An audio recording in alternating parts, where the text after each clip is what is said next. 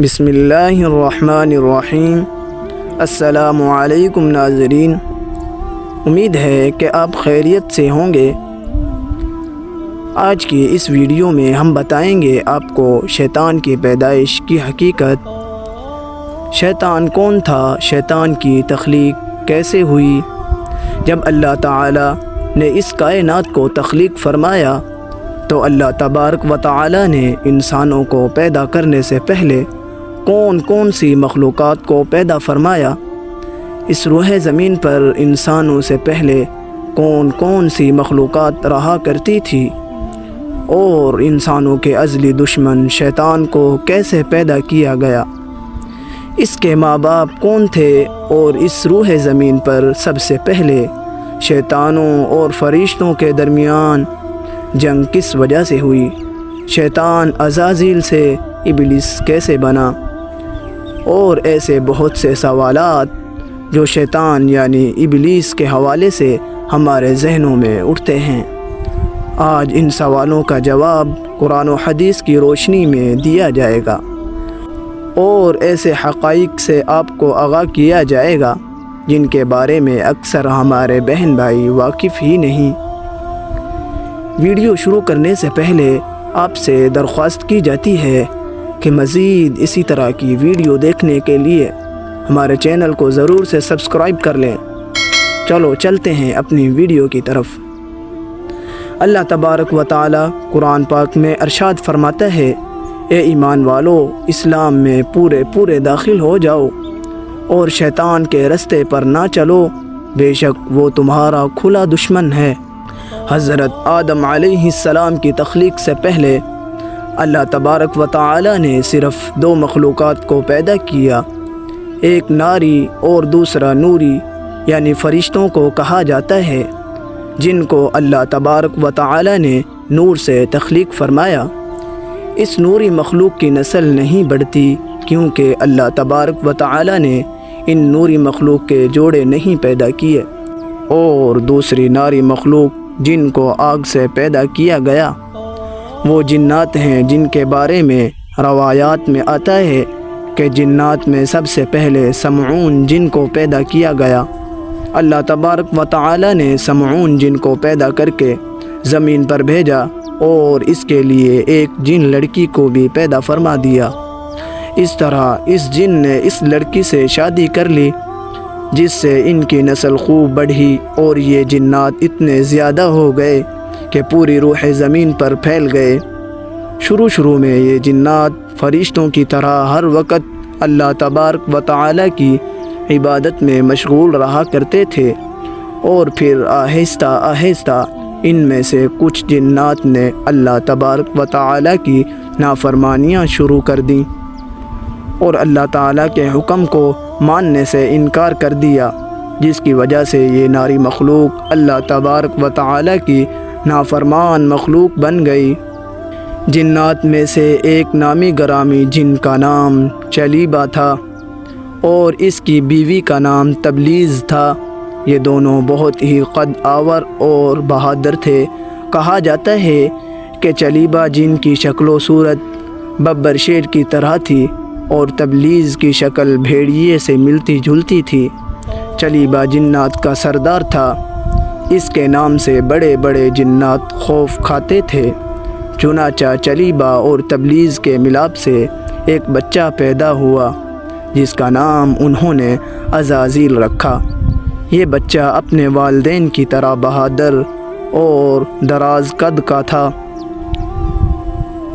روایات میں آتا ہے کہ حضرت آدم علیہ السلام کی تخلیق سے 50 سال پہلے یا اس سے بھی زائد کا عرصہ زمین پر جنوں کا عروج تھا۔ اس روح زمین پر ہر طرف جنات ہی جنات تھے۔ یہ جنات زیادہ شریر تھے، اور یہ زمین کے اندر فتنہ فساد پھیلاتے تھے۔ اس طرح جب جنات نے اس زمین پر فساد پھیلانا اور تباہی مچانا شروع کر دی، تو اس وقت اللہ تبارک و تعالی نے فرشتوں کو حکم دیا کہ زمین پر جاؤ اور جنوں سے جنگ کرو۔ تو فرشتے اللہ تبارک و تعالی کے حکم سے زمین پر اترے۔ ان فرشتوں نے جنوں کو حکم دیا کہ اللہ تبارک و تعالی نے حکم دیا ہے کہ زمین میں امن و امان سے زندگی بسر کرو، لیکن جنات نے فرشتوں کی بات کو ماننے سے انکار کر دیا، جس کی وجہ سے جنات اور فرشتوں کے درمیان بہت بڑی جنگ ہوئی۔ اس خوفناک جنگ میں عزازیل کے والدین یعنی چلیبہ اور تبلیغ نے بھی شرکت کی۔ اس جنگ میں فرشتے اللہ کے حکم سے جنات پر غالب آ گئے۔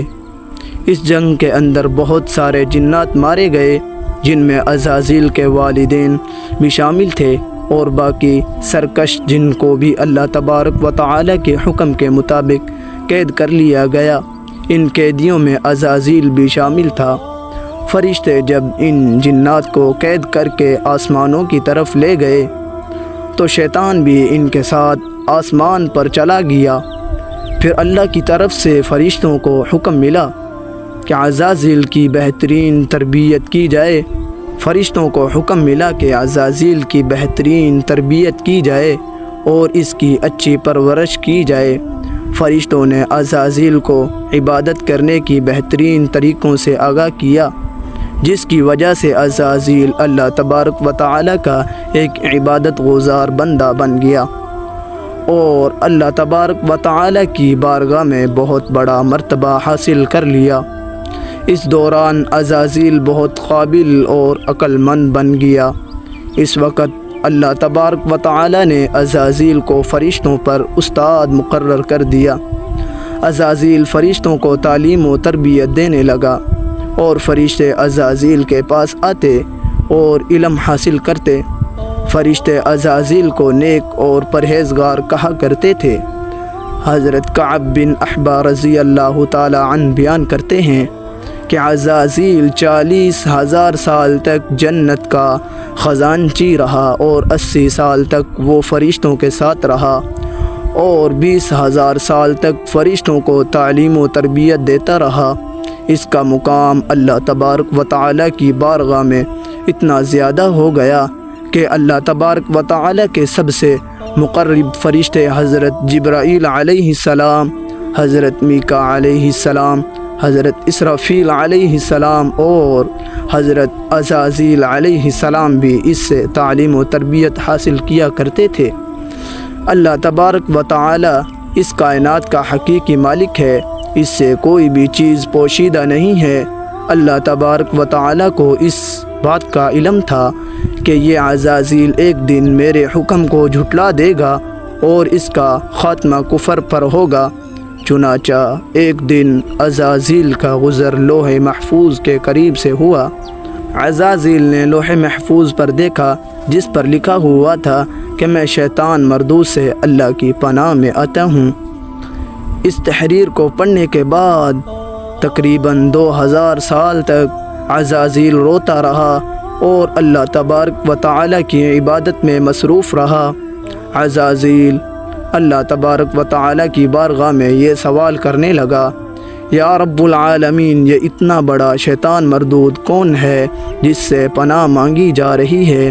عزازیل کے سوال کا جواب دیتے ہوئے اللہ تبارک و تعالی نے ارشاد فرمایا کہ میں نے ایک بندے کو اپنی ہر نعمت سے نوازا ہے، وہ بندہ ایک دن میرے حکم کو ماننے سے انکار کرے گا، جس کی وجہ سے اس کی ساری عبادت ضائع ہو جائے گی اور وہ شیطان مردود بن جائے گا۔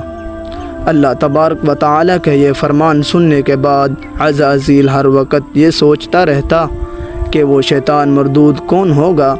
چنانچہ عزازیل نے اللہ تبارک و تعالی سے کہا کہ یا رب العالمین، میں اس شیطان مردود سے ملنا چاہتا ہوں۔ تو اس وقت اللہ تبارک و تعالی نے عزازیل کو فرمایا کہ تو جلد ہی اس بندے کو دیکھ لے گا۔ پھر اس کے بعد اللہ تبارک و تعالی نے فرشتوں میں یہ اعلان کیا کہ میں زمین پر اپنا خلیفہ مقرر کرنے والا ہوں۔ عزازیل کو جب اس بات کا علم ہوا کہ اللہ تبارک و تعالی ایک ایسے انسان کو پیدا کرنے جا رہا ہے جس کے پتلے کو بنانے کے لیے آسمانوں اور زمینوں سے مٹی کو اکٹھا کیا جا رہا ہے، چنانچہ جب اللہ تبارک و تعالی نے حضرت آدم علیہ السلام کے پتلے کو تخلیق فرما لیا تو اس پتلے کو 40,000 سال تک اسی طرح پڑا رہنے دیا، اس میں جان نہ ڈالی۔ چنانچہ جب فرشتے حضرت آدم علیہ السلام کے پتلے کے قریب سے گزرتے تو بہت حیرت زدہ ہو کر اس کو دیکھتے، اور جب عزازیل کا گزر حضرت آدم علیہ السلام کے پتلے کے قریب سے ہوتا تو یہ نفرت کی وجہ سے حضرت آدم علیہ السلام کے پتلے کو اذیت دیتا، کیونکہ عزازیل یہ سمجھتا تھا کہ اللہ تبارک و تعالیٰ کے خلیفہ بننے کے لائق صرف میں ہی ہوں۔ اسی وجہ سے وہ حضرت آدم علیہ السلام کے پتلے کو اذیت دیتا۔ جب عزازیل حضرت آدم علیہ السلام کے پتلے کو مارتا تو اندر سے مٹی کے گرنے کی آواز آتی۔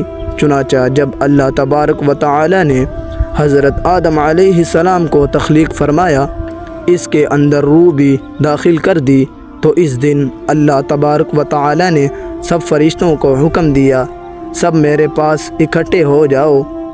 جب سارے فرشتے اللہ تبارک و تعالیٰ کی بارگاہ میں حاضر ہو گئے تو اللہ تبارک و تعالیٰ نے حکم دیا کہ میں زمین پر اپنا ایک بندہ پیدا کرنے والا ہوں جو زمین پر جا کر میرے حکم کی تعمیل کرے گا۔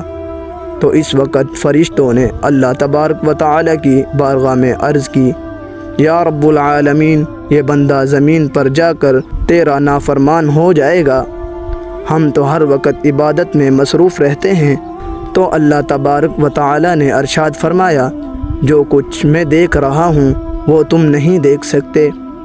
اس وقت سب فرشتوں کو حکم دیا گیا کہ حضرت آدم علیہ السلام کو سجدہ کرو، تو تمام فرشتے اللہ تبارک و تعالیٰ کے حکم کے مطابق حضرت آدم علیہ السلام کو سجدہ کرنے لگے، لیکن عزازیل نے حضرت آدم علیہ السلام کو بغض اور تکبر کی وجہ سے سجدہ نہ کیا۔ اس وقت عزازیل تکبر اور غرور میں آ کر بولنے لگا، اے رب العالمین، تو نے مجھے آگ سے پیدا کیا اور اس پتلے کو مٹی سے پیدا کیا، میں اس مٹی کے پتلے سے کئی درجے بہتر ہوں۔ عزازیل کی یہ بات سن کر اللہ تبارک و تعالیٰ نے عزازیل کو وہاں سے نکل جانے کا حکم دیا اور فرمایا، تو شیطان مردود ہو چکا ہے، تم پر قیامت تک میری لعنت ہوتی رہے گی۔ اس وقت عزازیل کو اس بات کا علم ہوا کہ لوح محفوظ پر جس شیطان کا ذکر تھا وہ در حقیقت میں ہی ہوں۔ اس طرح جب عزازیل اللہ تبارک و تعالیٰ کی نافرمانی کی وجہ سے شیطان مردود بن گیا تو اللہ تبارک و تعالیٰ سے کہنے لگا، اے رب العالمین، میں چاہتا ہوں کہ مجھے قیامت کے دن تک زندہ رہنے کی مہلت دی جائے۔ تو اللہ تبارک و تعالیٰ نے شیطان مردود کی بات مان لی اور اس کو قیامت تک کی مہلت دے دی گئی۔ اس وقت شیطان مردود اللہ تبارک و تعالیٰ کی بارگاہ میں عرض کرنے لگا، میں تیرے بندوں کو راہ سے بھٹکاؤں گا اور اس طرح سے تیرے بندوں کو تیرے حکم کا نافرمان بناؤں گا، اور بہت سارے تیرے بندے میرے شکنجے میں آ کر تیری نافرمانی کریں گے اور گناہوں کے اندر مبتلا ہو جائیں گے۔